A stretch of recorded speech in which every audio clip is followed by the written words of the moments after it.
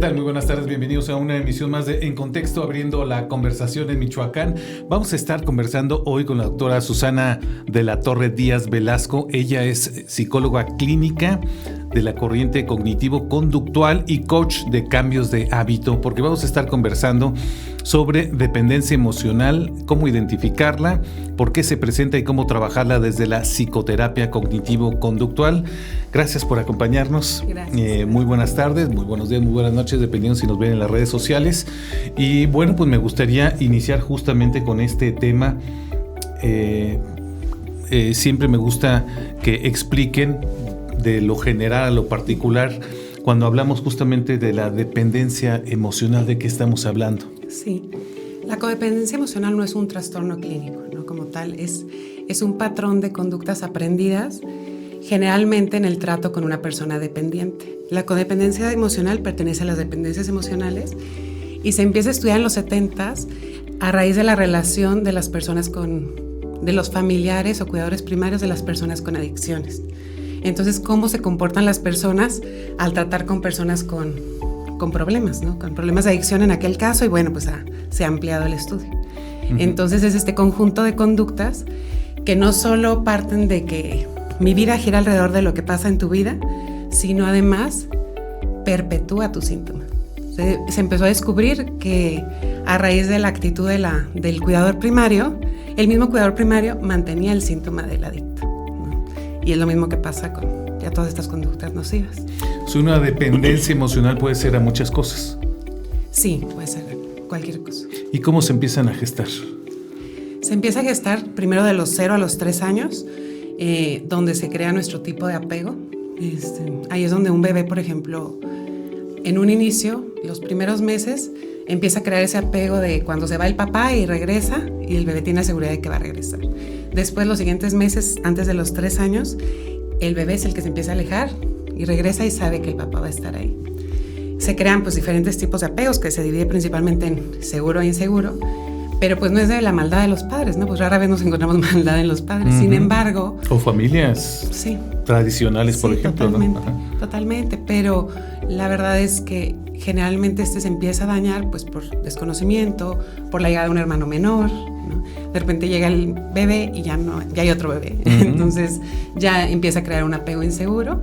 Después de los 3 años empieza esta formación de los 3 a los 12, donde hay un caos emocional en casa, ¿no? Donde hay, por ejemplo, no solo de ellos con los papás, sino también entre los papás, uh-huh, o cualquier cuidador primario que tengan.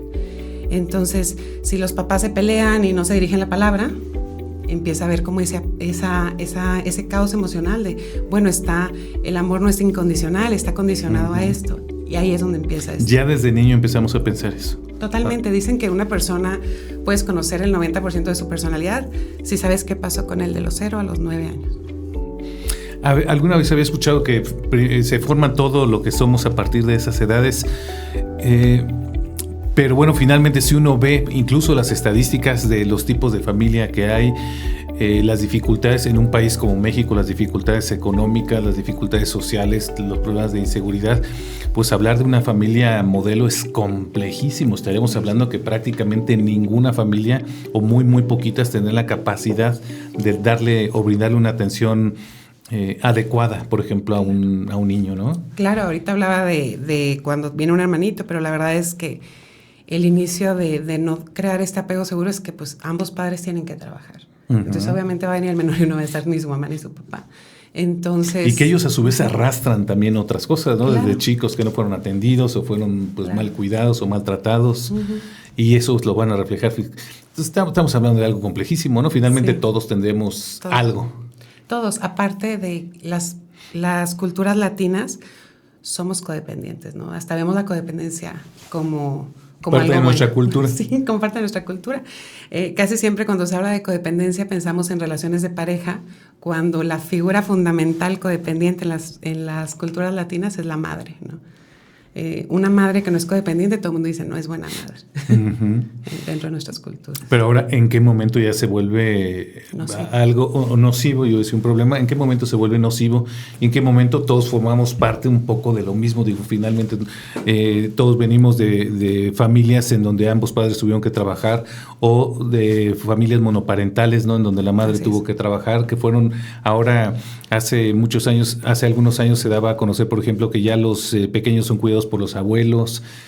¿En qué momento ya se sale, digamos, dentro de esta normalidad, ya algo que pueda ser digno de, pues, llevarla con un profesional? Sí, ya cuando la persona pues vivió esta etapa de los 0 a los 12 años, lo normal es que a esa edad, a los 12 años, que empiezan las conductas rebeldes, que parecen malas, pero son buenas.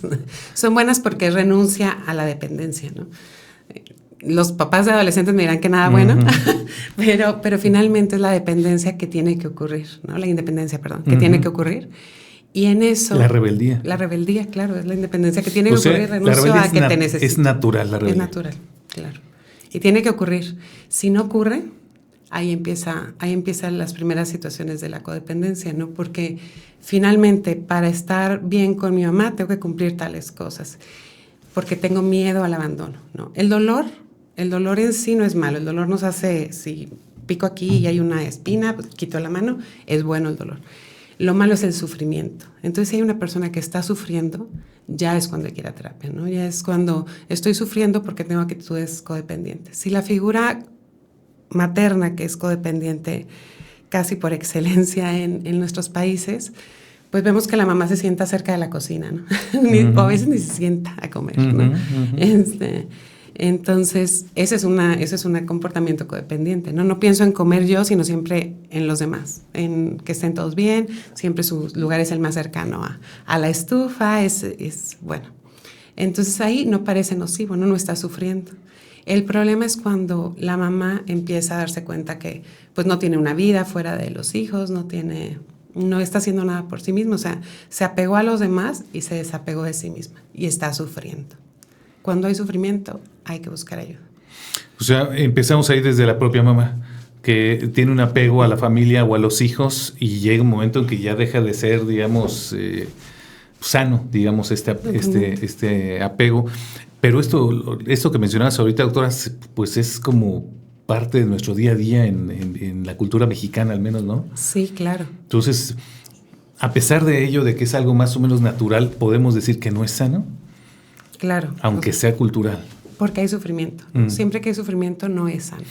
Hay que moverlo sin irnos al otro extremo, ¿no? Porque también ahora vemos en crianza que nos vamos al otro extremo con tratar a todo el mundo con pincitas, y eso está causando un efecto aún peor, ¿no? Pero claro, alguien tiene que atender a los niños. Tampoco puedo decir, voy a arreglarme las uñas y el niño ahí que coma solo. Pues no. Pero cumpliendo mi rol materno, no dejarme a mí mismo, no desapegarme de mí misma, ¿no? Y en el caso, por ejemplo, de los niños, que ahora pues cada vez son menos, normalmente ya es un niño solamente, ¿ha variado mucho esto con lo que había antes, que había, pues en el promedio eran de 3 más o menos, y ha ido disminuyendo hasta quedar 1, y pues parece que toda la atención y todas las baterías se cargan en ese niño, ¿no? Totalmente. En lo negativo, pues lo tenemos muy visto, sabemos qué pasa, luego lo vemos a un niño y decimos, hace berrinches, es hijo único, ¿no? Pero también hay cosas positivas, ¿no? Ahora hay muchos estudios acerca de la cultura china que dicen que son muy talentosos, y realmente tiene mucho que ver con que son hijos únicos. Entonces, precisamente enfrentan poco trauma a la edad entre esta relación de hermanos, realmente alcanzan a descubrir sus recursos, alcanzan a descubrir sus talentos. Entonces, también tiene un lado no tan negativo. El que no se tenga hermanos ahorita, ¿eso afecta en la socialización de los futuros jóvenes o futuros adultos? Sí, en la socialización definitivamente, ¿no? Y ahora con el tema de redes sociales y de medios tecnológicos que aún los aíslan un poco más, ¿esto está impactando también? Claro, por supuesto. Por supuesto, vemos a los jóvenes que están hable en redes, están frente a frente y no hablan. Vamos a hacer una pausa, doctora, y regresamos para seguir conversando justamente de esto, del tema de la dependencia emocional y cómo identificarlo. Vamos a la pausa y volvemos. Regresamos nuevamente En Contexto, abriendo la conversación en Michoacán. Estamos conversando con la doctora Susana de la Torre Díaz Velasco. Ella es psicóloga clínica de la corriente cognitivo-conductual y coach de cambio de hábitos. Estamos conversando sobre dependencia emocional, cómo identificarla, por qué se presenta y cómo trabajarla desde la psicoterapia cognitivo-conductual precisamente. Y bueno, me gustaría que comentáramos justamente cómo identificamos la dependencia emocional, cuáles son los principales síntomas que se observan, cuáles podrían entrar dentro de lo normal o que no son un problema, y cuáles sí tendrían que ir con un profesional. Claro. La primera, bueno, la comentábamos anteriormente, sufrimiento, hay autoestima baja, hay conductas autodestructivas en la persona. Al estar en una relación codependiente, en la que esa persona es la codependiente, que hablando de codependencia se habla de amo y esclavo, el codependiente es el esclavo. Entonces hay actitudes, conductas autodestructivas, baja autoestima, un temor al abandono constante, ¿no? Hago todo para que no me abandonen. Vive en una herida. ¿Pero cómo lo identificas, doctor? Es decir, ¿cómo yo sé que estoy en esa condición? A lo mejor pienso que es normal porque no tengo, digamos, puntos de comparación, o lo veo replicado pues con mis tíos o con las familias de conocidos o de amigos, porque así siempre ha sido. Pero ¿cómo sé que finalmente esto no es una codependencia? Sí, de hecho es complejo, ¿no? La conciencia sobre nuestros males es bastante complejo de alcanzar humanamente, pero la conciencia sobre la codependencia es de las más difíciles, porque pues siempre hemos vivido así, ¿no? Finalmente una persona, por eso hablamos que empieza desde los 0 a los 12 años, entonces una persona que siempre ha creído que ese patrón es el normal, ¿no? Entonces la primera conciencia es bastante compleja. Obviamente casi todas las personas la enfrentan cuando están en una relación en la que viven en constante sufrimiento, pero no se dan cuenta por qué, ¿no? Decíamos, en la relación codependiente, pues finalmente un codependiente al unirse a otra persona, más si esta persona es dependiente emocional, es el amo y el esclavo, entonces está en un sufrimiento constante, ¿no? Ese miedo a abandono, empieza a tener conductas autodestructivas. Además, el codependiente es manipulador, ¿no? También, como decía, cuando empezaban estos estudios de la conducta codependiente, eran acerca de los familiares, como los grupos de Al-Anon hoy en día, de familiares de personas adictas. Ahí se empezó a observar por qué los familiares perpetuaban síntomas del otro, ¿no? O sea, como que hacían que volviera a tomar, ¿no? Para que el síntoma estuviera y la persona siguiera siendo necesitada, ¿no? Entonces, pues la conciencia sobre este tema es bastante complejo, porque si yo tengo una pareja amo que juega conmigo, que me echa la culpa de todo y todo, la verdad es que yo sigo pidiendo perdón porque creo que así no lo voy a perder, y se mantiene el síntoma, ¿no? Dicen que lo mejor que te puede pasar en la vida es tener un codependiente porque te resuelve todo, y lo peor que te puede pasar en la vida es tener un codependiente porque te resuelve todo, ¿no? Entonces, finalmente, para que una persona tome conciencia es porque está en sufrimiento. Generalmente otras personas les empiezan a decir, ¿no? Y ahora que está de moda los narcisistas y todo el mundo dice... Es más fácil identificarlos desde afuera a veces, ¿no? Sí, claro. Y ahora que están de moda muchas conductas o trastornos particulares como narcisista, todo el mundo dice, este es narcisista. Y no necesariamente, ¿no? Se puede confundir mucho con esta figura del amo y el esclavo, cuando el que mantiene más el síntoma es el codependiente. Pareciera que en algunos casos pueden estar cómodos el amo y el esclavo, ¿no? Sí, pudiera ser, pero... A pesar de que sea una relación un poco pues insana. Sí, de afuera se ve a veces como pareciera sana porque están cómodos. Sin embargo, la persona está en sufrimiento. Vemos constantemente a la persona chantajeando, más la codependiente. El otro, pues enojado y es fácil echarle la culpa siempre a otro de todo lo que nos pasa, ¿no? Aunque no sea felicidad pura, pero bueno. Pero el codependiente se nota, ¿no? Empieza a chantajear sentimentalmente a los hijos, es irritable, realmente no lo vemos feliz, ¿no? Lo vemos en sufrimiento. Me gustaría que para la gente que nos escucha y que le vaya quedando un poco más claro esto, que lo pudieras poner con alguno de los ejemplos más comunes que hay en este tipo. No sé si sea el de madre-hijo o el de hermanos o el de la parte laboral también pudiera darse, o en parejas. ¿Cuáles podrían ser los ejemplos más claros y que explicaras, por ejemplo, estas relaciones? Sí. Incluso lo de las adicciones que mencionabas, ¿no?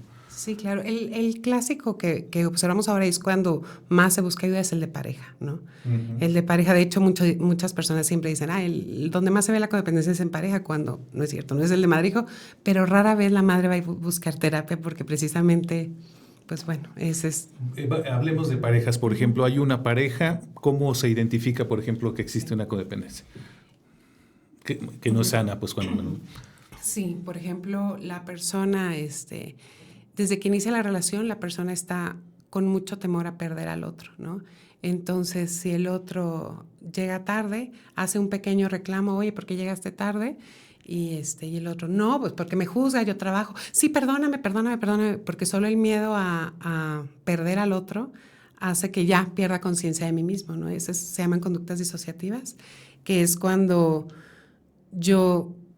si yo toco aquí y está caliente, quito la mano, ¿no? Es lo normal. Está caliente, quito la mano. Pero ya cuando aprendí a mantenerme en este sufrimiento, pongo la mano aquí, está caliente y me quedo, ¿pero por qué? Y más si tengo miedo a perderlo, no lo suelto. Y me olvido de que me está quemando. Entonces, estoy en esta relación y me mantengo ahí y aparte no solo tranquilo observando, sino con un temor y una ansiedad tremenda a perder al otro, ¿no? Uh-huh. Se activan todos todo mi estado de alerta, todo mi sistema nervioso parasimpático, que normalmente es bueno, simpático, que normalmente es bueno porque se libera cortisol, es el estrés, me hace moverme, pero en este caso es un estado de alerta para que la otra persona no se vaya, uh-huh. No sé para qué no. A ver, no quiero sonar tan mal, pero no lo escuché tan mal ese ejemplo. Y digo, vivimos en un país como México en donde te tardas y se encienden todas las alarmas, ¿no? De manera natural, sea con una pareja o sea con los hijos, sí. Y creo que el reclamo puede llegar a ser incluso hasta natural, el que te digas, oye, no te reportaste, no me contestaste el teléfono, etcétera, y el otro a lo mejor, él o ella, pues por el tema del tráfico, el problema del trabajo, el problema... O sea, ¿en qué momento se puede estar hablando de algo natural a ya un problema que sí puede ser una codependencia? Cuando hay cosas de pareja normales, ¿no? De que se debe solucionar y negociar y lo que sea. No se puede negociar no ir a trabajar, ¿no? Uh-huh. Pero sí la forma de hablarnos y todo esto. Pero cuando no solo entendí lo que me dijo, estaba trabajando, sino sea lo que sea que haya pasado, me puede decir que estaba con una mujer aquí enfrente de mí, y sea lo que sea que haya pasado, termino pidiendo perdón por miedo a perderlo, ¿no? Sí, es cierto, es un ejemplo que pasa día a día y el de llegar tarde por cualquier cosa. Sin embargo, la forma de solucionarlo sí es entendiendo lo que pasó y realmente llegando a una conciliación, pues desacuerdos tenemos todos los días todos, ¿no? Uh-huh.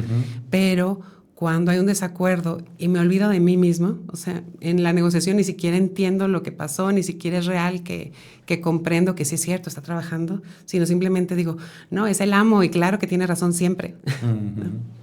Y en el caso de una mamá con sus hijos o papás con sus hijos, ¿cuál sería, por ejemplo, un ejemplo clásico de esta codependencia? La mamá con sus hijos es bastante complejo porque así como el menor a los 12 años rompe y se va y tiene que ser rebelde, la mamá no tiene eso, ¿no? La mamá sigue de 80 años y el hijo, pues ahorita vemos, ¿no? Que se divorcian y todavía la mamá le está sirviendo la comida en la mesa y le lava los calzones. Uh-huh. Entonces, ¿qué dice siempre? Pues yo siempre lo voy a ver como mi chiquito, ¿no? Sí, y es socialmente aceptado, ¿no? Hasta uh-huh. pedido socialmente, ¿no? Entonces, la mamá es difícil, sin embargo, hoy en día pues tengo que verme también como mujer, como persona y tengo que también apegarme a mí mismo, no solo el problema de la conducta codependiente es que estoy sufriendo, que no estoy viviendo porque estoy tan apegado al otro que me desapego de mí mismo. No se trata de dejar de amar, uh-huh. sino se trata de amarme a mí también. Es correcto. Vamos a hacer una nueva pausa y seguimos conversando con la doctora Susana de la Torre Díaz Velasco. Volvemos. Regresamos nuevamente aquí En Contexto, abriendo la conversación en Michoacán. Conversamos con la doctora Susana de la Torre Díaz Velasco, psicóloga clínica de la corriente cognitivo-conductual y coach de cambio de hábitos sobre esto que es la dependencia emocional. ¿Dónde entran, doctora, en este tema que estamos hablando, la dependencia emocional, las drogas? La dependencia emocional, pues la codependencia emocional se empezó a estudiar justamente con los familiares, con los cuidadores primarios de personas con adicciones y es muy, muy relacionado. No tiene que ver precisamente con la codependencia, con la dependencia, perdón, a sustancias. Sin embargo, se empezó a observar que los cuidadores primarios, alguien que tiene que resistir estar con una persona adicta tanto tiempo, obviamente genera un tipo de conductas en las que se tiene que olvidar en muchas ocasiones de sí mismo, ¿no? Nosotros como seres humanos nos mueve, queremos creer, queremos romantizar que nos mueve a veces el desinterés y todo esto, pero no es cierto. Siempre tenemos que tener una ganancia al movernos, al tener una conducta. Entonces, estos cuidadores primarios empiezan a generar una conducta, unas ganancias de ayudar al otro. Entonces, ¿qué ganancia obtengo? Pues la atención, ser el salvador, ser el que te cuida, el que se olvida de mí, pero también pues te manipulo manipulo que dependas de mí, soy la reina porque soy la que te cuida, ¿no? Entonces, no es que el codependiente tienda a una adicción, sino el codependiente es generalmente el cuidador primario, ¿no? No siempre, pero es normal que una persona, para soportar ser cuidador primario de una persona adicta, pues tienes que generar alguna resistencia, algún cambio en ti para resistir esta parte, ¿no? Fíjate, eso que comentas ahorita lo he visto en algunos reportajes que hay en estos canales internacionales, sobre todo con el tema de personas con sobrepeso, por ejemplo, que decían es que les llaman los alimentadores, ¿no? Que están con estas parejas que finalmente pues hacen que se mantengan en una posición obesa o incluso que sigan subiendo de peso, y explicaban ahí, bueno, finalmente esta relación insana de tú me alimentas, me das de comer lo que quiero y yo finalmente hago que tú dependas de mí o te mantengo como a mí me gustas, etcétera. Hay una relación ahí un poco difícil de entender desde afuera, ¿no? Claro. Porque desde adentro pues es difícil que te digan, oye, esto está mal, y tú das tus argumentos porque así consideras que son correctos, ¿no? Claro, hay una base dentro de esas conductas que se considera muy normal cuando se casa una pareja en México, por lo menos. Todo el mundo espera que engorden un poquito, porque la mujer le está dando bien de comer. Si adelgaza, todo el mundo, uy, no le da de comer bien a mi hijo, ¿no? Entonces... Eso se decía, ¿no? No sé si sí, todavía, no, pero... No creo que tanto, pero sin embargo es normal, ¿no? Y se considera una buena esposa si empieza a hacer de comer rico y empieza a dar de comer, ¿no? Hasta ahí, pues, pudiera ser hasta cierto punto normal. Después, si llega la obesidad, ya como un síntoma en uno de los dos, y el otro empieza a dar de comer, pues obviamente es la conducta codependiente, te sigo manteniendo ese síntoma para que dependas de mí, pero además, sin olvidar que el codependiente es inseguro, ¿no? Entonces de pilón se alimenta esa seguridad de que el otro está gordito, de que el otro nadie más lo va a voltear a ver, de que el otro solo yo lo veo guapísimo, solo yo lo veo guapísima, ¿no? Solo conmigo está bien. Entonces es doblemente perpetuadora de la codependencia, ¿no? No solo porque me necesita para darle de comer, sino aparte su síntoma lo hace sentir tan solo en el mundo que me necesita a mí. Y en los noviazgos se da mucho eso también. Se encuentran, es decir, se busca el amo y el esclavo. ¿Es natural que se busquen? Es natural, le parece atractivo, ¿no? Le parece atractivo el que me necesiten, ¿no? Entonces, finalmente, yo me encuentro mucho ahora con adolescentes o adultos jóvenes que encuentran luego una persona que abusa de una crianza abusiva, ¿no? Si tengo padres muy, muy estrictos o una madre muy estricta, llego a una relación y pues yo estoy acostumbrado, es lo normal, estoy acostumbrado a que en una relación el amor se presenta de esa manera, ¿no? Y me habla mal, pero pues sí, es porque me quiere, porque le importo, ¿no? Y quiere lo mejor para mí. Porque viene de una educación de ese estilo, ¿no? Ahora, ¿cómo lo trabajan desde la corriente cognitivo-conductual estas conductas? Sí, la conducta codependiente, la principal figura en el estudio de la conducta codependiente es Melody Beattie, una estadounidense, que lo tratan desde los 12 pasos, también porque partió de un grupo como Al-Anon, ¿no? Como si fuera una especie de adicción. Sí, como una especie de adicción. Entonces, pues bueno, también se utiliza parte de eso dentro de todas dentro de todas las corrientes clínicas. Sin embargo, la psicología cognitivo-conductual, como todas parte de la conciencia, primero que nada, que es compleja, es de lo que hemos hablado, es bastante complejo aceptar que aprendí mal del amor, aprendí mal que el amor es condicionado, aprendí mal de esto. Entonces, primero que nada es la conciencia y después empieza una reestructuración cognitiva, ¿no?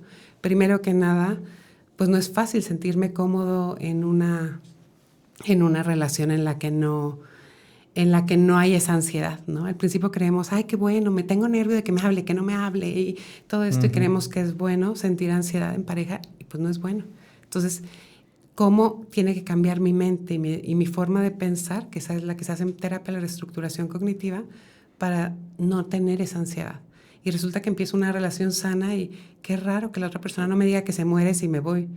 Qué raro, o sea, qué raro estar con alguien que dice, bueno, nos queremos mucho y ojalá estemos juntos, pero si tenemos que terminar algún día, pues ni modo. Al principio lo vemos mal, ¿no? Lo vemos, hijo, está mal esta relación. Y la verdad es que esa reestructuración cognitiva, que es como cambiar las bases, reaprender de lo que me hace bien, que no tengo por qué generar ansiedad estando con una persona, ¿no?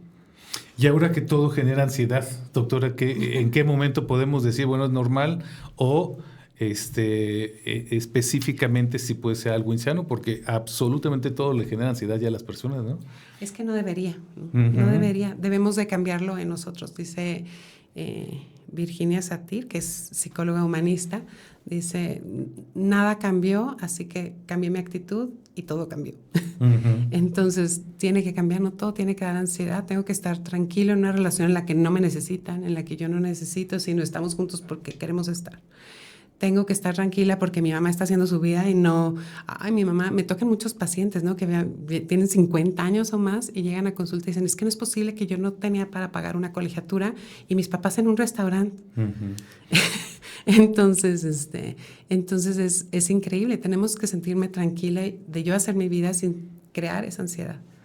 Ahora, doctora, estamos hablando de, digamos, estas relaciones naturales, normales, por ejemplo, la de pues padres e hijos, o hijos y papás y mamás, o de entre amigos, o entre novios, entre parejas, entre esposos. Pero ahora el que se tenga una dependencia emocional pues a personas que ni siquiera conocen, como son las redes sociales, ¿esto entra dentro de la dependencia emocional o esto queda descartado y se estudia en otra vía? Es dentro de las dependencias emocionales, no codependencia emocional, porque no es esa necesidad de que mi vida gire alrededor de la tuya. Sin embargo, sí hay dependencia. Dentro de las dependencias emocionales hay mucho camino, ¿no? Y sí, claro, entra dentro de ese rumbo pues ahora finalmente, de hecho, algo que yo hago mucho con los papás, cuando van los papás con pacientes de 12 años, de alrededor de esa edad en la que están creciendo, digo, si leen, que lean muchas biografías, ¿no? Porque realmente es increíble que hay tantos influencers de cosas buenas, malas, bueno, más malas que buenas. Entonces, que esta dependencia emocional sea normal y sea real en cuanto al mundo, no nada más en cuanto a una persona, y mi vida se basa en lo que dice una persona, ¿no? Y que ni conozco. Pero bueno, finalmente hay una dependencia, dicen, hay una dependencia al like, ¿no? Y que si no genera muchísima ansiedad, le está generando mucha ansiedad a las personas que tienen pues un contacto directo con redes sociales, sobre todo pues, adolescentes y jóvenes, ¿no? Voy a hacer una pausa, doctora, para que en esta última parte nos ayudes a dar algunos consejos, cómo identificar algunas conductas y en qué momento sí consideras adecuado que vayan a ver a un profesional, ya sea desde el punto de vista de un niño, un adolescente, un joven, una pareja y padres de familia y demás. Vamos a una última pausa y volvemos. Regresamos en esta parte final de En Contexto, abriendo la conversación en Michoacán, y conversamos con la doctora Susana de la Torre Díaz Velasco, psicóloga clínica de la corriente cognitivo-conductual y coach de cambio de hábitos, sobre este tema de la dependencia emocional, cómo identificarla, por qué se presenta y cómo se trabaja desde la psicoterapia cognitivo-conductual. Para comenzar a cerrar, doctora, agradecerte que nos hayas acompañado. ¿Qué tipo de conductas son las que tú consideras que son quizá las más comunes y qué recomendaciones les harías? ¿Dirías cuáles pueden tratarse de manera sencilla con un psicoterapeuta? ¿Y en psicoterapia? ¿Y cuáles consideras que son normales, que no requieren ir con un profesional? Sí, Al menos de las más naturales que tú sí. hayas tratado. La verdad es que no todo el mundo requiere ir con un profesional aún dentro de la codependencia. Sin embargo, el primer paso es esa parte de la conciencia, y cuando no puedo con solo esa conciencia, cuando no puedo partir a amarme a mí mismo, empezar a hacer cosas por mí, por ejemplo, un ejemplo claro es cuando viene el nido vacío, pero hablemos del nido vacío a todas las edades, no solo cuando se van los hijos, sino cuando la otra persona no está, mi vida no vale, puedo ir a terapia, puedo ir a hacer este reaprendizaje, esta reestructuración cognitiva, y en verdad no se necesita sentir ansiedad nunca, ¿no? No se necesita sentir ansiedad de cuando la otra persona se va, no se necesita sentir ansiedad con respecto a nada, ¿no? La ansiedad es necesidad de algo, y si yo estoy muy apegado a mí mismo, obviamente problemas siempre va a haber, y no es malo tener miedo a veces. El problema es cuando eso nos causa angustia, ¿no? Entonces, cuando vivimos mal, pues sí es necesario ir a terapia. Para la codependencia es importante la psicoterapia, porque es una conducta que tiene mucho tiempo en mi vida, ¿no? Más un tipo de pensamiento que tiene mucho tiempo en mi vida y que a veces es difícil renunciar. Y no solo renunciar, porque también me hace daño decir, qué mal que cuidé a mis hijos así. Pues claro que no, mi vida se iría a la basura, ¿no? Mi vida de 50 años dedicada, o de 60, 70 años dedicada a mis hijos, claro que no.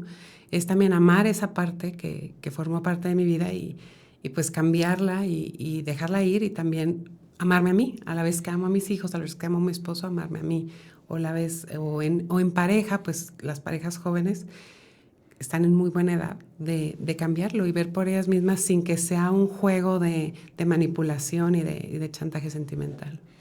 Y cuando hablas de ansiedad, ¿a qué te refieres en particular? ¿Qué tipo de sensaciones o qué tipo de conductas ya rebasan la parte natural del estrés, por ejemplo, y entran ya en el terreno de la ansiedad? Sí. Y de una ansiedad preocupante. Sí, la ansiedad es un estado de alerta, ¿no? del sistema nervioso simpático. Entonces se protege, que está bien, va a ocurrir algo, van a entrar aquí, escuchamos que entra gente a robar, pues normal que se ponga en alerta mi sistema nervioso simpático, ¿no? Y normal que salga corriendo, que me prepare para luchar. Entonces pasan cosas dentro de mi cuerpo para que me prepare para esto. Incluso se baja más sangre a las piernas para poder correr. Normal, eso es bueno, ¿no? Porque pasa en ese momento y ya. El problema es cuando solo un pensamiento ocasiona esto y se siente. Hay sudoración, hay latidos rápidos del corazón, hay angustia. Antes se llamaba tengo un presentimiento, que es una presión en el pecho que no es normal, ¿no? Es normal si está pasando algo. Si sí está pasando algo, pues sí, es para correr, claro. Mi cuerpo se está preparando para luchar, para correr. Pero si está pasando solo porque me pasó por la mente que, oye, aquel se tardó más ahora y yo lo vi hablando con no sé quién, ya no es normal, ¿no? Ya no. Y que además se presenta de manera casi permanente, ¿no? Siempre en la relación. Sí. Ahora, doctora, ¿se puede escalar, digamos, esta dependencia emocional o codependencia a pasar de lo que tú mencionabas? Quizá primero conocer qué se está viviendo en esa situación y quizá uno mismo comenzar a tomar actitudes distintas, o a lo mejor con terapia, pero se puede pasar de estas conductas a algo mucho más pues grave, o ahora sí preocupante. ¿Escala?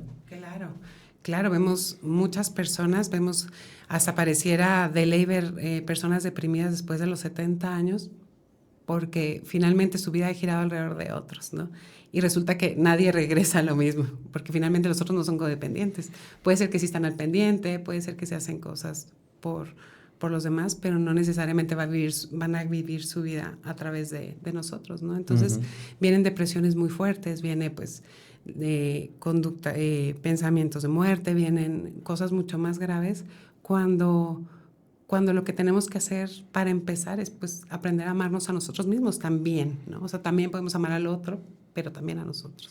¿La violencia entra dentro de estas causas graves que pueden que generar estas conductas o no? Cuando se dan como argumentos o como excusas. Generalmente solo es irritable, es manipulador. Casi siempre la violencia más bien se unen a personas violentas. O sea, casi siempre más bien van a buscar a alguien, como buscan al amo, generalmente puede llegar alguien violento. Uh-huh. ¿No? Y entonces eso sí es terapia sí o sí, ¿no? Sí, claro. porque son banderas rojas. ¿Qué le recomendarías, doctora, a todas las personas? Porque finalmente me parece que si tú empiezas con todo esto que nos has contado, pues yo diría que la gran mayoría de los mexicanos tenemos cierta dependencia o cierta codependencia, ¿no? ¿En qué momento consideras que sí tenemos que ir a terapia? ¿Qué recomendaciones haces? Sí, yo creo que cuando me causa angustia, cuando se tiene que detener mi vida por el otro, ¿no? O también cuando noto que en mi crianza hay estas conductas, porque puede ser que yo ahorita me siento bien, me siento estable, pero noto que en mis padres hay una conducta codependiente, que sé que en algún momento, puede ser que todavía no hago la conciencia total, pero sé que en algún momento me va a causar algún problema en mis propias relaciones. Y esta terapia, por ejemplo, la cognitivo-conductual, ¿cómo la explicarías de manera sencilla y cómo atiende este tipo de conductas? La corriente cognitivo-conductual principalmente trata el problema actual. Sí se va al origen, obviamente, porque es importante entender de dónde parte la conducta, pero parte del problema actual. No es una terapia en la que vas a ir y hablar de cuando era chiquito, ni llorar y llorar, sino parte del problema actual y se empieza a trabajar con conductas que asimismo cambian tu forma cognitiva de ver las cosas poco a poco, ¿no? Entonces, es con el problema actual, con práctica, hacia el futuro, hacia solucionar el problema. Y son relativamente fáciles digamos, no son conductas complejas que la gente tarde mucho en entender en qué estaba metido. En ocasiones, pero yo diría porque que si el le dices a 90... una madre, oye, a lo mejor estas conductas que tienes de sobreprotección con tus hijos o estas actitudes desarraigarlas es difícil, no es complejo porque así las educaron toda la vida, pero hacer entender, por ejemplo, finalmente tampoco es algo pues muy grave, ¿no? Es un tema de amor propio, de conocerlo y de desarraigo, pero bueno, habrá otras cosas que sí sean un poquito más complejas. Claro. Generalmente las personas que acuden a terapia ya traen un poco de conciencia, ¿no? Entonces, ya ahí ya no es tan complejo. Sin embargo, sí puede pasar que, por ejemplo, va un hijo a terapia y en eso se acerca la mamá o el papá y al hablar esto es no. Hay cierto rechazo. La conciencia es compleja siempre, pero casi siempre las personas cuando acuden a terapia, muchos dicen, ay, debía haber venido antes, como no vine antes, mi vida hubiera cambiado hace no sé cuántos años.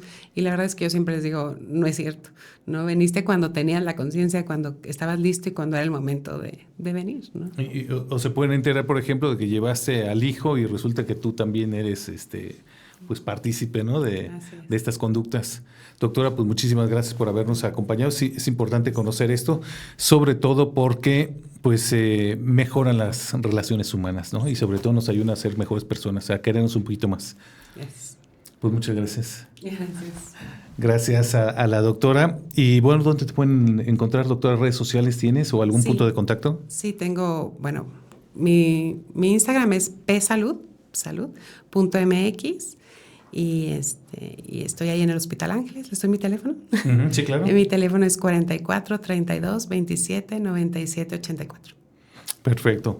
Pues muchas gracias a la doctora Susana de la Torre Díaz Velasco, psicóloga clínica de la corriente cognitivo-conductual y coach de cambios de hábito, que es otro tema también muy interesante, los hábitos, ¿no? De cómo podemos mejorarlos, cambiarlos, sobre todo siempre a inicio de año es una de las grandes promesas que nos hacemos los mexicanos. Muchas gracias por habernos escuchado. Pase una excelente tarde.